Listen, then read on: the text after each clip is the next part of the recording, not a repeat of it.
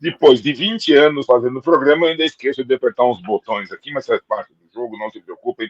Sejam muito bem-vindos, meus amigos, aqui do Café Cultural da Rádio Mega Brasil. Tudo bem com vocês? Tenho certeza que sim. Novamente peço desculpas pela voz, ainda a gripe está me afetando, a garganta ainda está bastante ruim, mas vamos ver aqui. Eu aproveito e falo pouco, deixa a Vanessa falar mais, porque o que interessa é a Vanessa falar e não eu aqui, mas faz parte do jogo. Vanessa, quero te agradecer demais por estar aqui no Café Cultural. O papo de hoje, apesar da Vanessa ter livros, e ela vai falar do livro dela, dos livros dela também, mas vai ser um papo um pouquinho diferente. Mas vamos começar o programa como eu começo sempre. Antes de mais nada, eu quero que vocês se apresentem. Quem é Vanessa Guimarães por Vanessa Guimarães? Olá, Sérgio. Olá, público que nos ouve. Obrigada pela oportunidade de estar aqui no programa. Eu me formei em jornalismo porque eu sempre fui muito apaixonada por ler e escrever. Então, me definir a mim mesma é um pouco difícil, mas se eu falar um pouquinho da minha história, da minha trajetória, quem me ouve vai entender um pouco quem eu sou. Quando eu era pequena, já com 9 anos de idade, eu sempre levava um livro a tiracolo. Então, enquanto meus irmãos estavam lá descalços, brincando, se sujando, eu só queria um sofá ou um cantinho silencioso para eu ler um livro. Da minha idade, claro, né? Na época eu lia livros infanto-juvenis, mas eu já gostava muito de ler. Até jornal eu lia, eu pegava os quadrinhos do jornal, né? Pegava da minha mãe os quadrinhos de domingo. Eu sempre li quadrinho de jornal. Adorava. Hoje são horríveis. E foi assim que eu comecei a descobrir a riqueza da literatura, né? Porque assim a gente vai formando também o nosso vocabulário. E eu sempre falo que a leitura, ela está muito interligada com a escrita. Então, como eu lia muito, eu comecei a sentir vontade de escrever também. E aí fazia diários, fazia anotações, né? Todos os problemas da escola, as dificuldades que eu tinha. E assim que você fez com esse material? O que você fez com esses diários? Você tem ainda?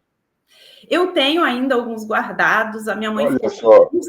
Ela gosta de lembrar da infância dos filhos, né? Que legal. Mas, eu escrevia muita coisa sobre a escola. Eu me lembro que tinha fotos, na época que a gente revelava fotos, né? Hoje a gente guarda tudo nos computadores, mas antigamente a gente tinha essa questão de revelar as fotos. Então eu pegava algumas fotos, né? De viagens em família, com amigos.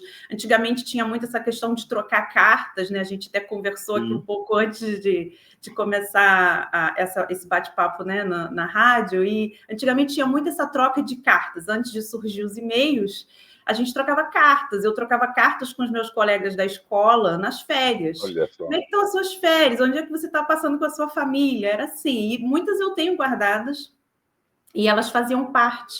Eu colocava com um clipe nas páginas dos diários. Eles eram todos recheados de fotos, desenhozinhos e lembranças das disciplinas que eu não gostava. Eu escrevia muito, eu não gostava de matemática, que eu tinha dificuldade em alguma coisa. Educação física, por exemplo, né? Eu tinha mais dificuldade, eu queria ficar ali lendo e eu tinha que ficar lá me exercitando. Eu gostava de exercitar cérebro, né? Porque o cérebro ele também ganha musculatura quando a gente lê, quando a gente escreve. Engraçado, você falou de revelar a foto, só porque outro dia eu estava conversando aqui em casa.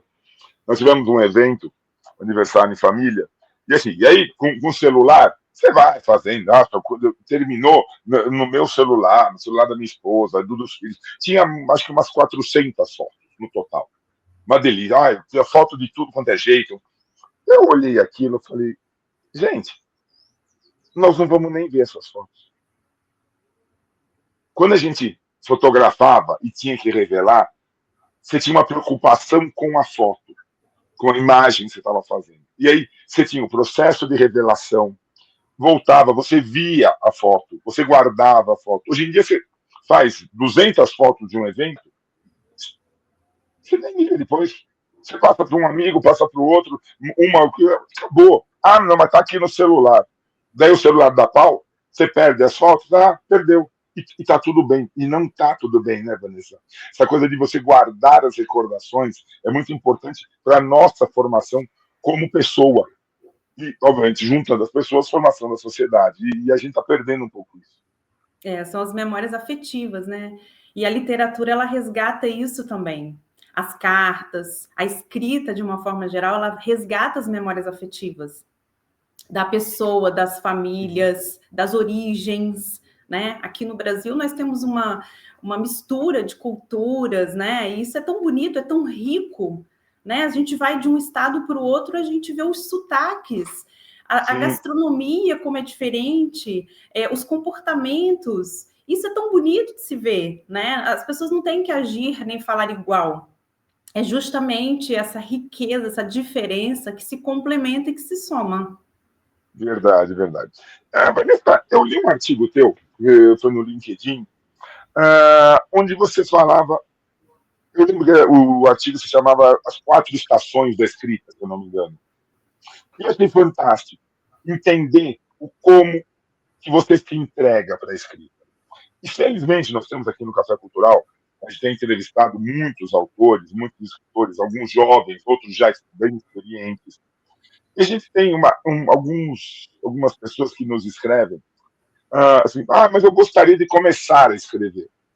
Eu gostaria de publicar no meu livro, eu não sei como. É muito caro. Provavelmente, tirando essa parte financeira, assim, a vontade que as pessoas têm de escrever, de publicar as suas histórias, de se expressar. E muitos não sabem como começar a colocar no papel.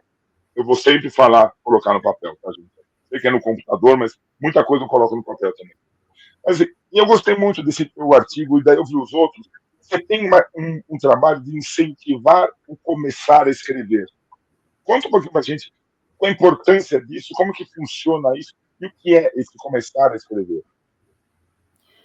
Hoje eu estou dando um curso no CCJF, no Rio de Janeiro, que é um curso justamente de escrita autobiográfica, que é ensinando algumas técnicas para que, seja um escritor principiante ou experiente, ele consiga resgatar as memórias desde a infância até os dias atuais e consiga criar uma literatura, né, uma história em cima da própria vida.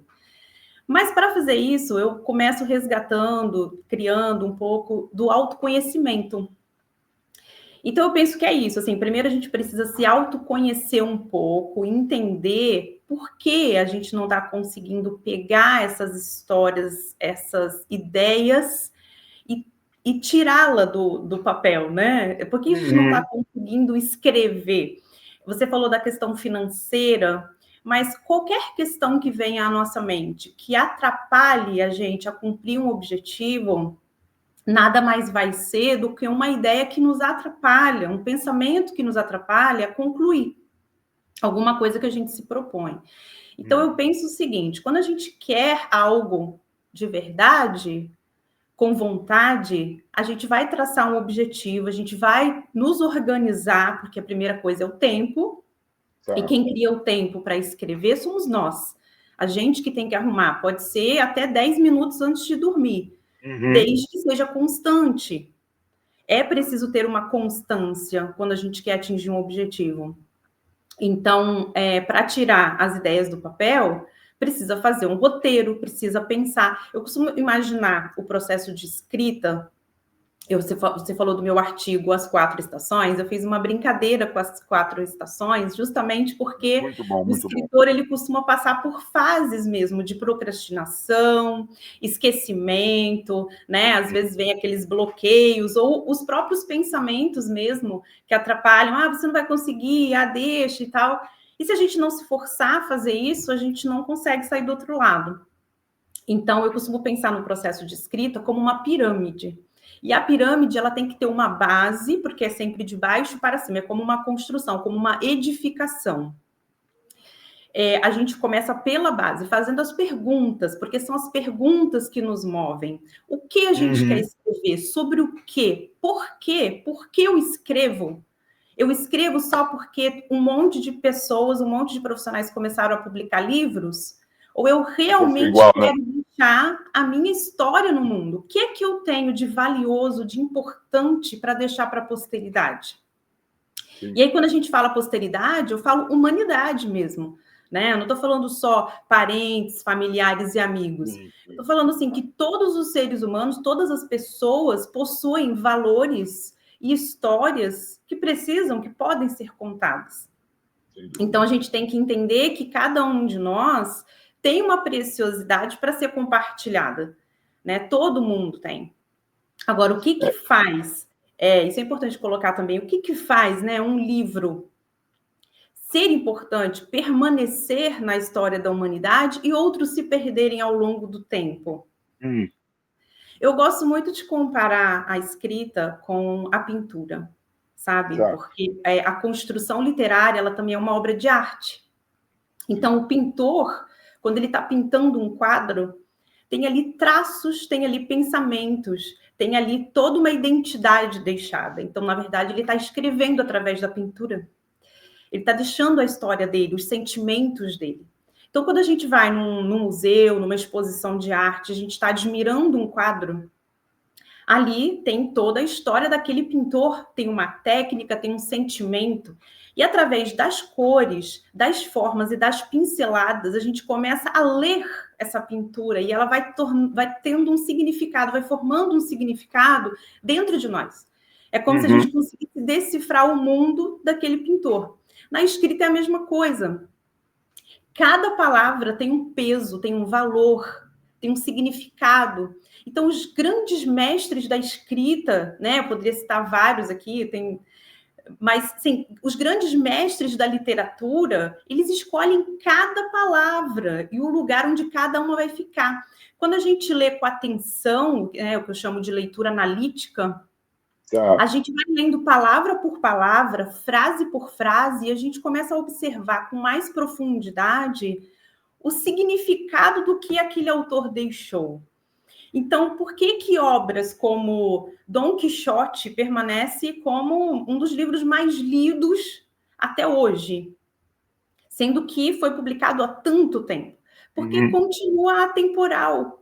Porque dentro da história a gente consegue ver valores, a gente consegue ver humanidade, a gente consegue sentir o que o autor sentiu quando escreveu a história. É como se ele despertasse em nós a vontade de fazer parte daquele mundo que ele retratou ali, através das palavras. Vem aquele papo. E aí vem aquela, mas será que eu vou conseguir isso? Por que não? Exato. Porque o ser humano, né, as pessoas, nós, principalmente os escritores, a gente tende a se comparar com quem a gente admira. Nossa, mas é um escritor tão bom, escreve tão bem, como é que eu vou chegar nesse nível? Mas, na verdade, o que a gente tem que pensar é que tudo que a gente escreve vai importar para alguém. Sempre vai ter um leitor que vai se identificar com o que a gente escreve, com as nossas histórias, vai fazer sentido para ele. E muitas vezes o que a gente escreve, às vezes, faz até mais sentido do que um grande escritor. Porque, às vezes, Vidas Secas pode me tocar, né? Graciliano Ramos escreveu lindamente, é uma história triste, às vezes pode me tocar, pode não tocar outro leitor da mesma forma. Ele pode preferir um romance, ele pode preferir um mistério, ele pode preferir um terror. Eu conheço gente que adora Paulo Coelho, eu conheço gente que detesta Paulo Coelho. Exatamente. Porque as compreensões vão se encaixando de forma diferente na vida de cada um. De repente, o momento de vida que eu estou passando agora, eu vou me identificar mais com a Clarice Lispector, eu vou ler um livro dela de novo e vou enxergar algo que eu não tinha visto antes. E, de repente, um outro leitor que está passando por um outro momento na vida dele vai buscar justamente um assunto ou um autor com o qual ele vai se identificar naquele momento. Não, perfeito. Eu acho que uma grande resposta que você dá no teu trabalho para essas pessoas é assim, as pessoas vão entender o porquê escrever, ok? Vão entender o como escrever, ok? O quando escrever está sempre por ali. Mas eu acho que o teu diferencial nesse teu trabalho é a resposta do para que eu vou escrever. Para que eu preciso fazer isso? E aí a resposta é simples. Se você não fizer, a tua história some. E a gente não pode permitir isso. Isso. Tem uma tríade, né, que faz parte da filosofia, mas que eu trouxe para a escrita também, porque eu acho importantíssimo para todos os escritores e leitores, que é o pensar, sentir, querer, fazer, né? Uhum. Porque primeiro a gente tem a ideia, então é o pensar. Depois a gente tem que sentir, aquilo ali faz um sentido, eu vou conseguir passar esse sentimento do que eu estou escrevendo para o leitor, ele precisa sentir o que eu estou sentindo ao escrever. E depois é o querer, porque tem que ter uma força de vontade muito grande para a gente criar um cronograma, seguir esse cronograma e conseguir colocar essa ideia em ação. Porque às vezes a gente consegue escrever, mas como é que vai fazer para publicar? E não tem a questão só financeira, porque claro que todo escritor quer ser publicado por uma grande editora, mas se a gente pensar além disso, hoje a gente tem muitas ferramentas que nos auxiliam. A gente pode até gratuitas, algumas até gratuitas, né? Gratuitas, a gente tem a própria Amazon, onde a gente pode postar lá, publicar, né? E aí fica lá a venda, não tem registro, tem tudo, direitos autorais. Então, assim, na verdade, quem nos atrapalha no nosso próprio caminho somos nós mesmos, né? Eu penso que é sempre uma batalha interna. Sempre são pensamentos, dificuldades e barreiras que a própria vida vai trazendo e só cada um pode encontrar a forma de superar isso. E a escrita é uma excelente ferramenta. A escrita é uma ferramenta de autoconhecimento. A escrita é uma ferramenta de superação. Porque quando estamos sozinhos com os nossos pensamentos e a gente escreve o que a gente está passando, como é que a gente pensa que vai superar, que vai se tornar mais forte quando sair daquela situação, quando a gente escreve, depois a gente lê, aquilo nos dá uma força. Olha o que eu passei, olha o que eu superei. Tem um exercício que eu faço muito treinamentos em empresas também.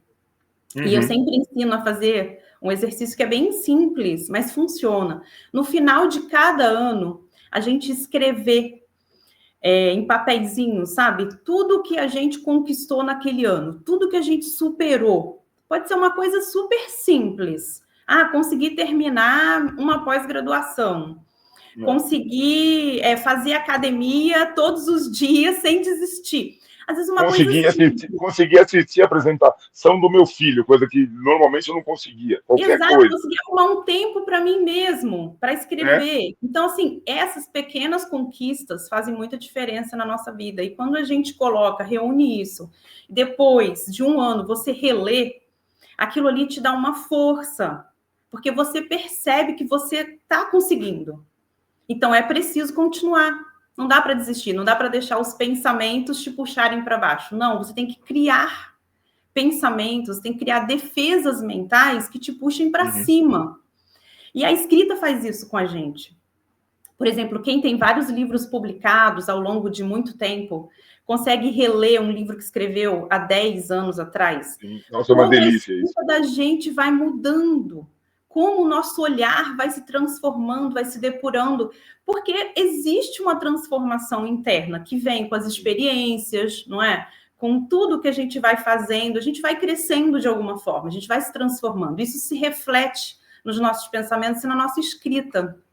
Então, a gente falou aqui até das cartas. Escrever cartas traz esse movimento, né? Mandar carta para um amigo, ao invés do e-mail, por exemplo, é um movimento diferente que ajuda. Daqui a 10 anos você vai resgatar essa carta, você vai reler e você vai ver quais eram os seus pensamentos na época. Aquilo vai te trazer uma motivação, uma força. Sem dúvida, nossa, fantástico. E aí tem uma outra coisa que você pratica, que é, mas eu preciso ir colocando isso num livro, mas eu não sei quando que eu vou publicar, e vai dar o trabalho, e eu vou perder muito tempo. Faça artigos e coloque nas redes sociais, no LinkedIn, no Instagram, no Facebook. Não usa só. Outro dia eu entrevistei uma moça sobre inteligência artificial e ela falou que as pesquisas hoje não são mais feitas nem pelo Google, é direto no Instagram. Diz que antes de colocar no Google, falava, deixa eu pesquisar um bom restaurante. Mas o Instagram não é uma ferramenta de pesquisa. Ela falou, virou. As mudanças hoje estão muito malucas. Mas assim, coloque artigos, né? Você tem uma produção de artigos muito forte que estão lá no LinkedIn.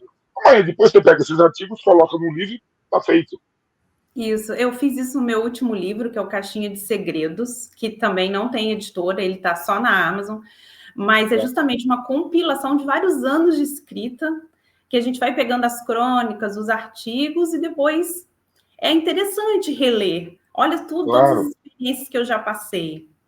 Mas você tocou num ponto importante, assim, eu gosto de falar sobre isso, sobre a inteligência artificial e as tecnologias. Isso aí, está me assustando um pouco.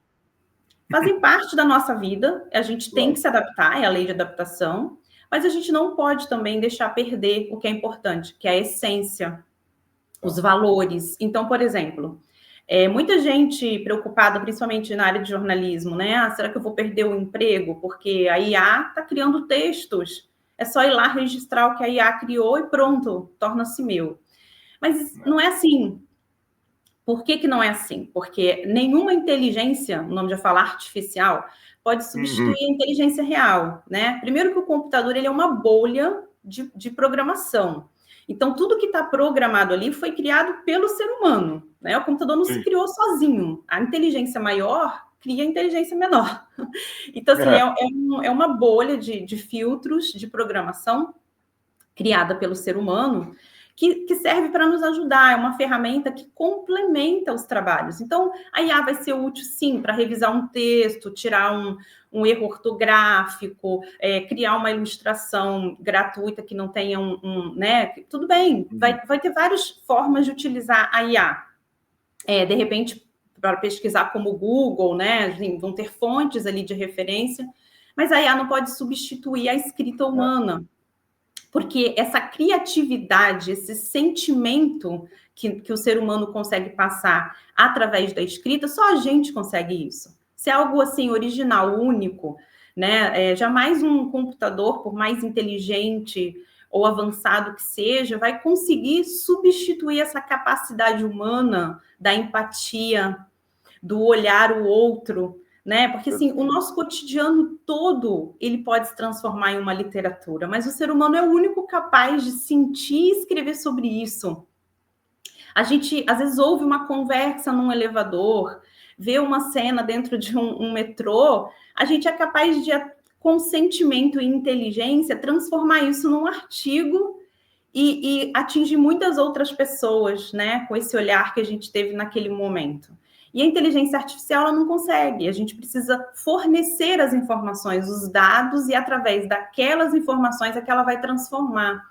Então, ainda assim, a gente sempre vai ter que fornecer informações, ela não vai tirar do nada, senão ela não tem um contexto para trabalhar. Não, e é o que você falou.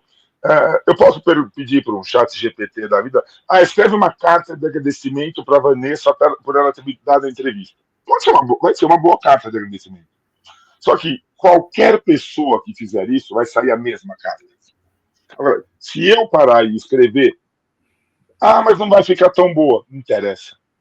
Mas a carta fui eu que escrevi. Sabe? As 3 linhas de agradecimento, quem escreveu fui eu.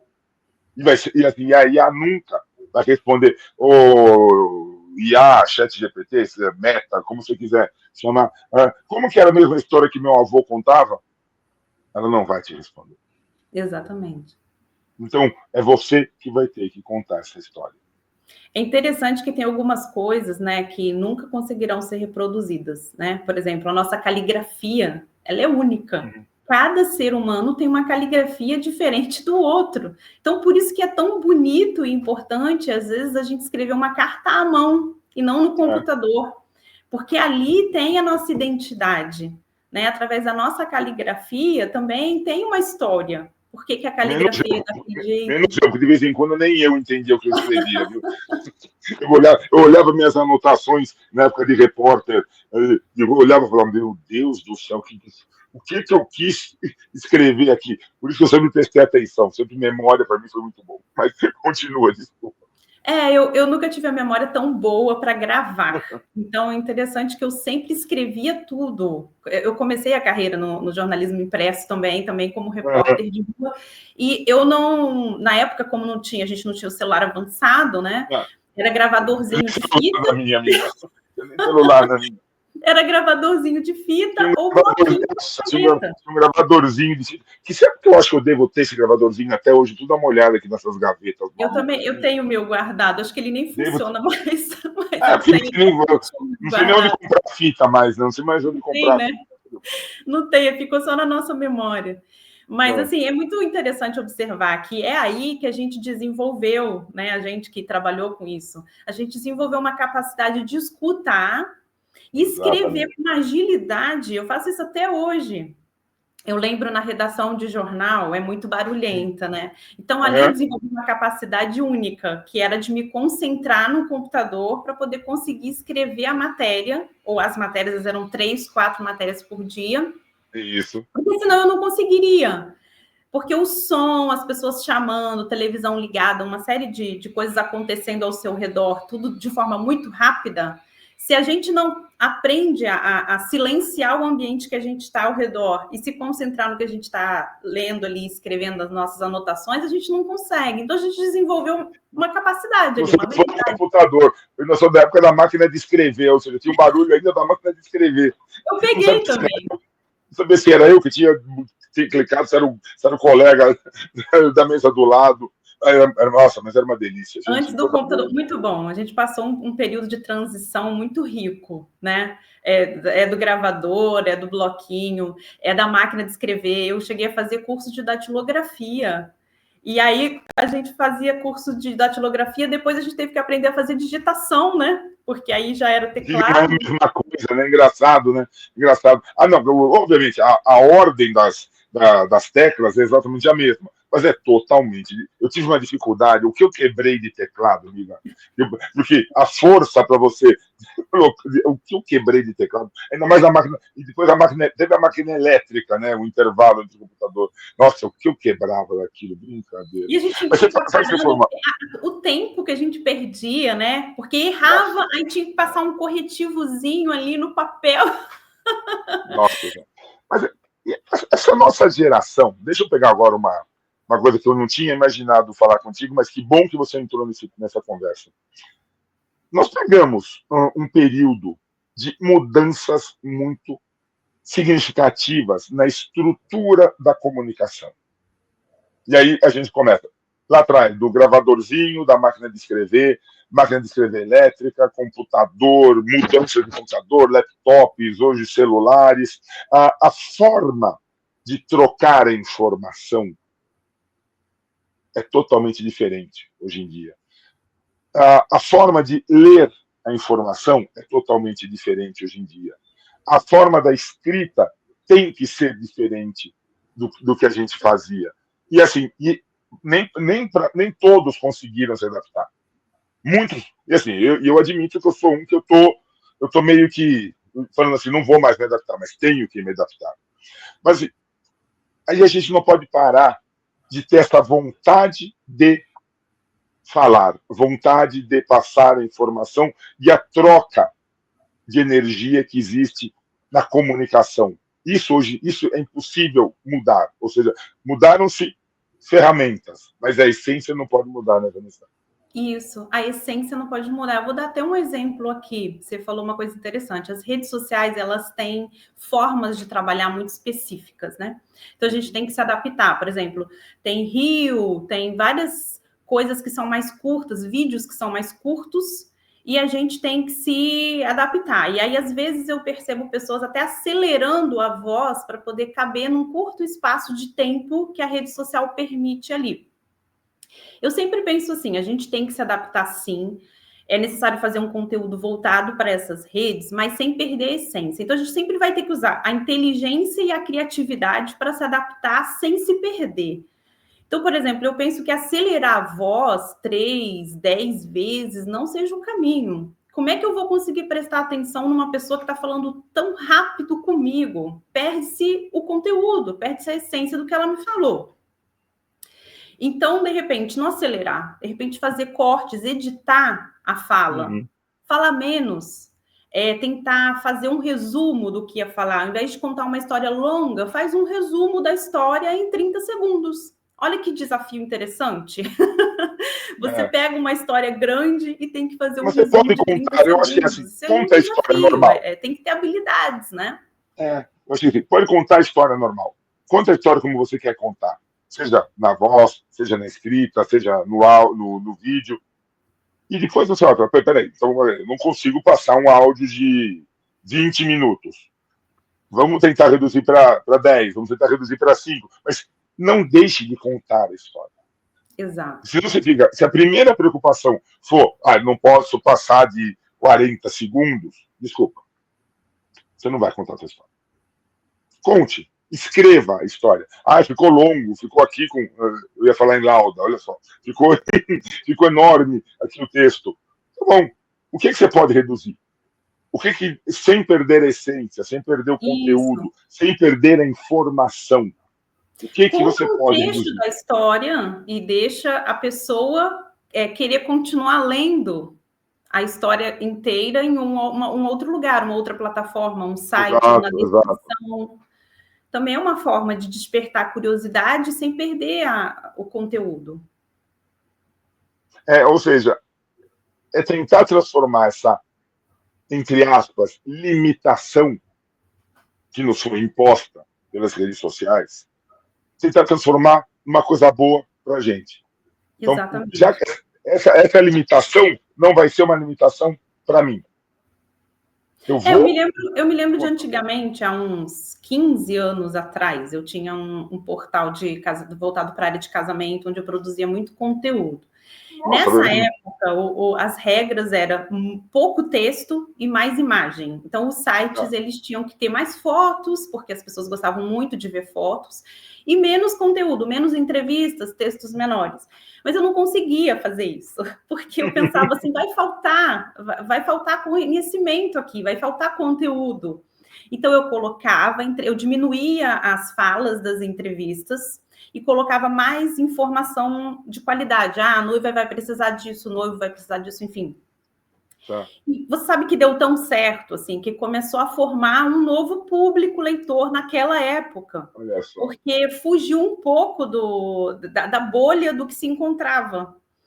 E hoje já é o contrário. Hoje, o CEO dos sites, né, toda essa programação que a gente tem por trás dos sites e dos blogs, querem justamente que a gente construa pilares que tenha bastante conteúdo.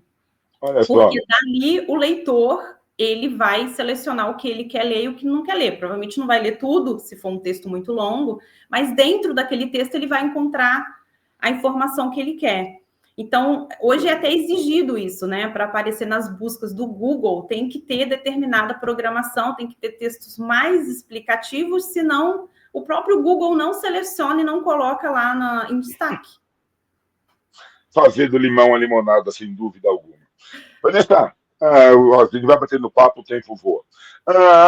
Onde que as pessoas podem te encontrar nesse mundão sem porteira, conhecer os teus livros, conhecer o teu trabalho, ler teus textos, sobre esses cursos que você está dando? E eu sei que você tem também, isso talvez a gente fale mais para frente, você tem um grupinho de leitura de pessoas um pouquinho mais experientes, eu diria, de 65, mas vamos falar disso uma outra oportunidade, eu quero você de volta só para a gente falar disso. Mas onde hoje as pessoas encontram Vanessa Guimarães? Hoje eu tenho uma newsletter que é semanal, né? Como você citou, uma vez por semana eu posto um texto relacionado à área de comunicação e jornalismo dentro do LinkedIn. Mas para achar todas as minhas redes sociais, pode entrar no meu site, que é www.vanessaguimarães.jor.br. Maravilha. E aí lá tem tudo também lá, te acha, consegue falar com você.